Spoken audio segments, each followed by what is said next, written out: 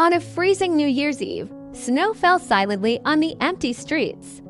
A little girl wandered barefoot, her tiny feet red and numb from the cold. She had lost her worn-out slippers, one snatched by a boy, the other lost as she dodged a speeding carriage. Now she walked on the frozen ground, carrying a bundle of matches in her tattered apron. All day, she hadn't sold a single one.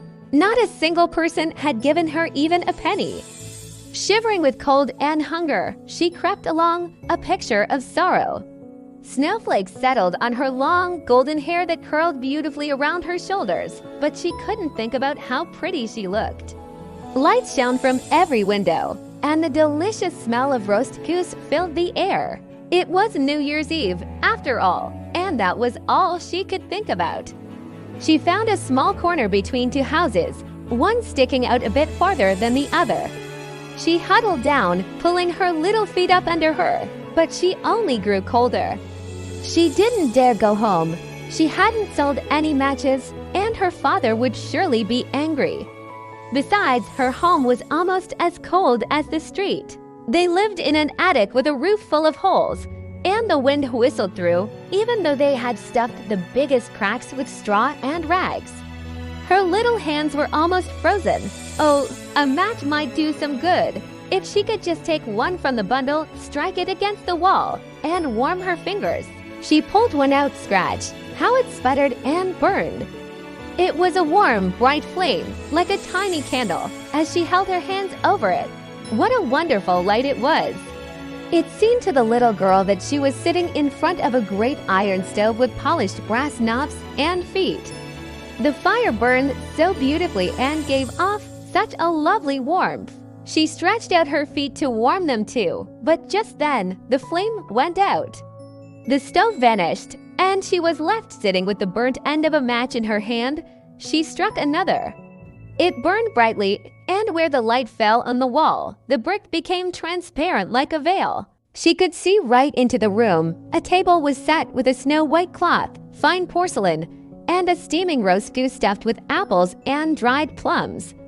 And what was even more wonderful, the goose hopped down from the dish, waddled across the floor with a knife and fork still in its back, right towards her. Then the match went out, and all she could see was the thick, cold wall. She lit a third match. Suddenly, she was sitting under the most beautiful Christmas tree. It was even larger and more splendid than the one she had seen through the glass doors of the rich merchant's house. Thousands of candles burned on its green branches, and colorful pictures, like the ones in shop windows, looked down at her. The little girl reached her hands towards them, and the match went out. The Christmas lights rose higher and higher until she saw they were the bright stars in the sky. One of them fell, leaving a long trail of fire. "Someone is passing away," the little girl whispered. Her old grandmother, the only person who had ever loved her and who was now gone, had told her that when a star falls, a soul is going up to be with God. She struck another match against the wall.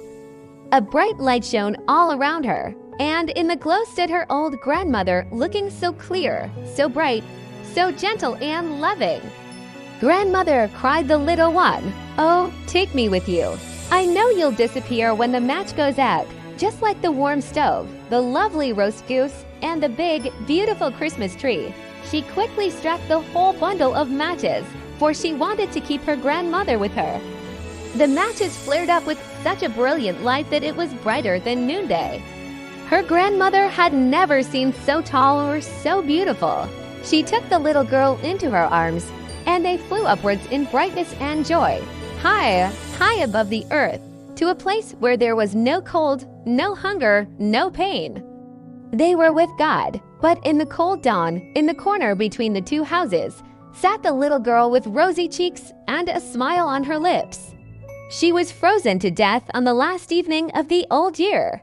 The New Year's sun rose on her little figure. She sat there, still holding the matches, a bundle of which was almost completely burned. She tried to warm herself, people said. No one imagined the beautiful things she had seen, or in what glory she had entered with her grandmother into the joy of the new year. This story, though sad, reminds us to look out for one another, especially those who are struggling. A small act of kindness can bring light into someone's world, just like a single match in the dark. Let's carry that warmth and compassion with us, not just during the holidays, but every single day. If you or someone you know is feeling lost or in need of help, please remember there are resources and people who care. You are not alone. Thank you for listening. Please subscribe for more stories that touch the heart.